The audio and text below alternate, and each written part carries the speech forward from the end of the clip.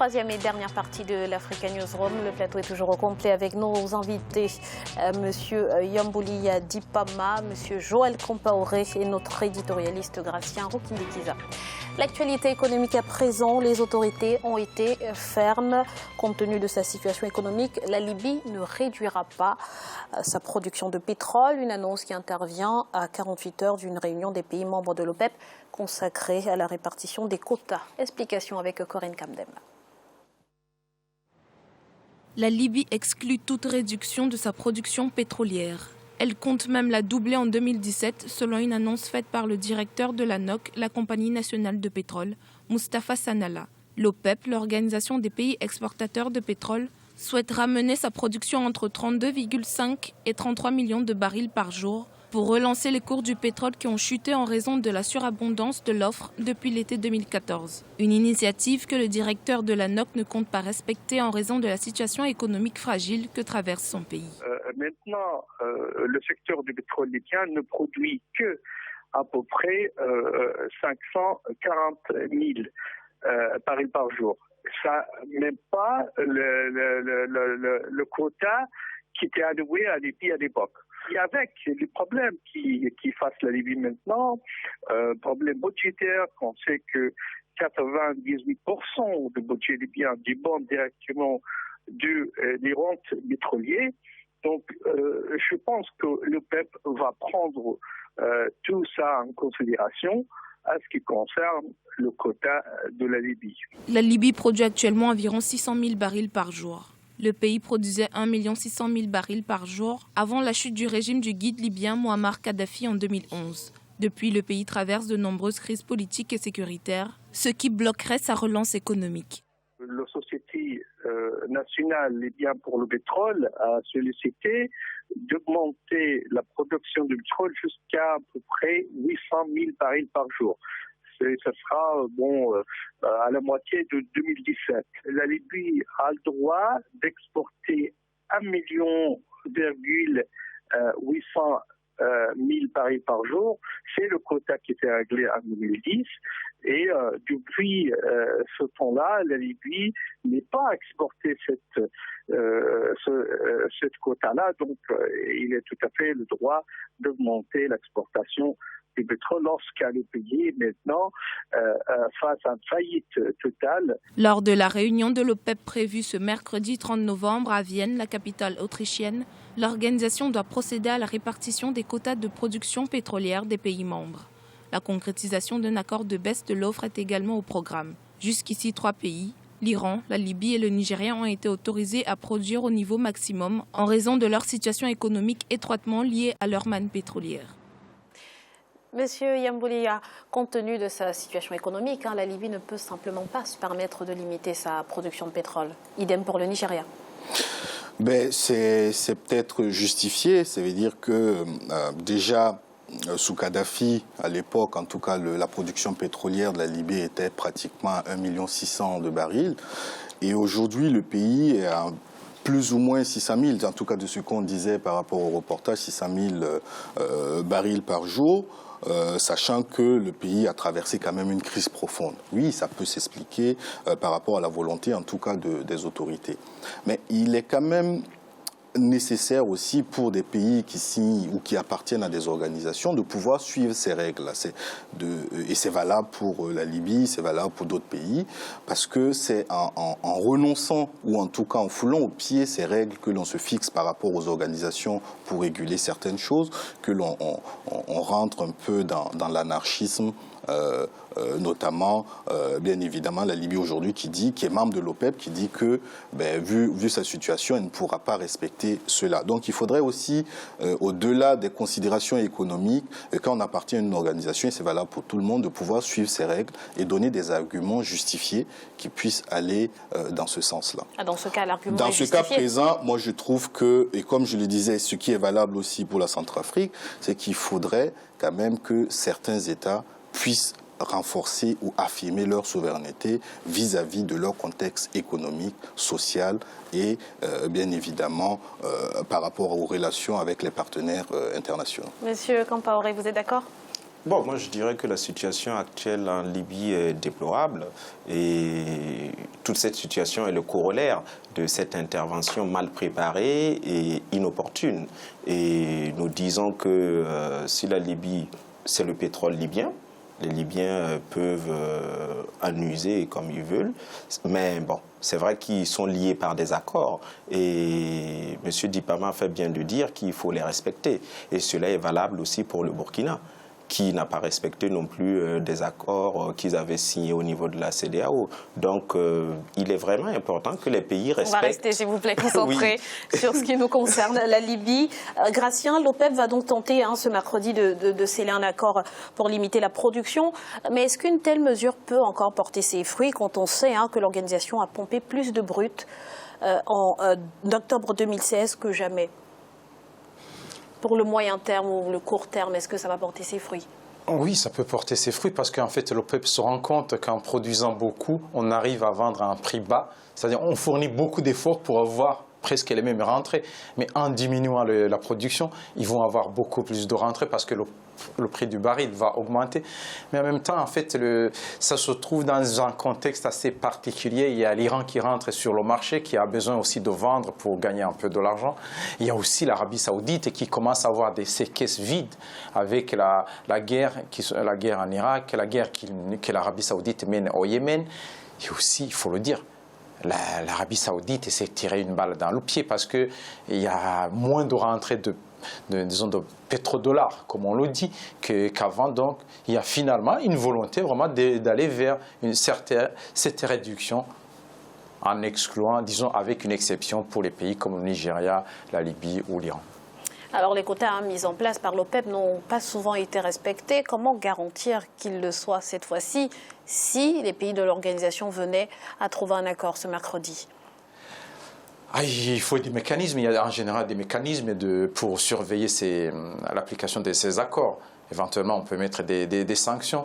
Il y a toujours la volonté. Il faut savoir qu'il y a quelques pays en fait qui sont vraiment les ténors de l'OPEP. Du moment où il y a l'Arabie Saoudite, les pays comme l'Algérie, d'autres essaient de garantir. La Russie aussi, même si la Russie n'intervient pas. Et il y a aussi des accords, des négociations. Il y a toujours une volonté, disons, d'évoluer. Il ne faut pas tenir compte de ce qui est du passé parce que c'était beaucoup politisé. Il y a beaucoup de puissances non productrices de pétrole qui intervenaient dans la gestion, pour déterminer... Justement, les rivalités entre ces États. Oui, justement, ce sont les Américains qui interviennent auprès des Saoudiens pour demander, pour baisser la production, augmenter. Une façon pour sanctionner la Russie ou ne pas sanctionner. Je pense qu'aujourd'hui, l'Arabie Saoudite commence à se rendre compte vraiment des réalités. Ils ont appliqué la politique conseillée par les Américains et ils commencent à en payer le prix. Merci Gratien. Dans l'actualité économique également, de déficitaire à excédentaire. En moins de 6 ans, la Mauritanie a multiplié par 6 sa capacité de production en électricité et le pays ne compte pas s'arrêter en si bon chemin. Une nouvelle centrale solaire de 50 MW verra bientôt le jour à Nouakchott. Les détails avec Habib Faye. La Mauritanie a multiplié par 7 sa capacité de production d'électricité en 6 ans avec une production de 360 MW. Le pays est ainsi passé d'état déficitaire à celui d'excédentaire en matière d'énergie électrique. En outre, une centrale solaire de 50 MW sera érigée à Nouakchott. La Mauritanie a réalisé entre 2009 et 2015 environ 1500 km de lignes basse tension et 750 km de lignes moyenne tension, en plus de l'électrification de 115 nouveaux regroupements villageois. La Mauritanie a pu réaliser dans ces dernières années un exploit en matière d'énergie. Cela a pu se faire grâce à une forte volonté politique dans ce sens. Car les moyens humains sont disponibles. Tout ce qu'il manquait, c'était une volonté politique déterminée dans ce sens.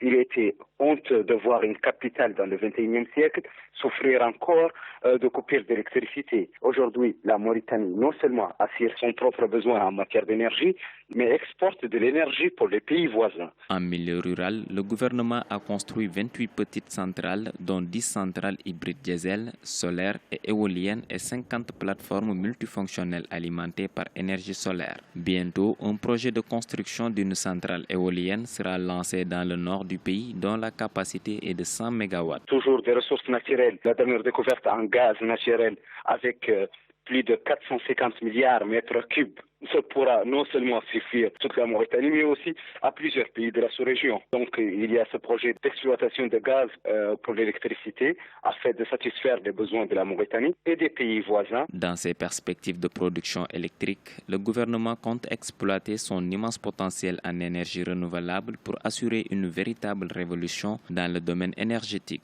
C'est ainsi qu'une projection est faite en 2020 pour porter la part des énergies renouvelables à 40% des capacités installées.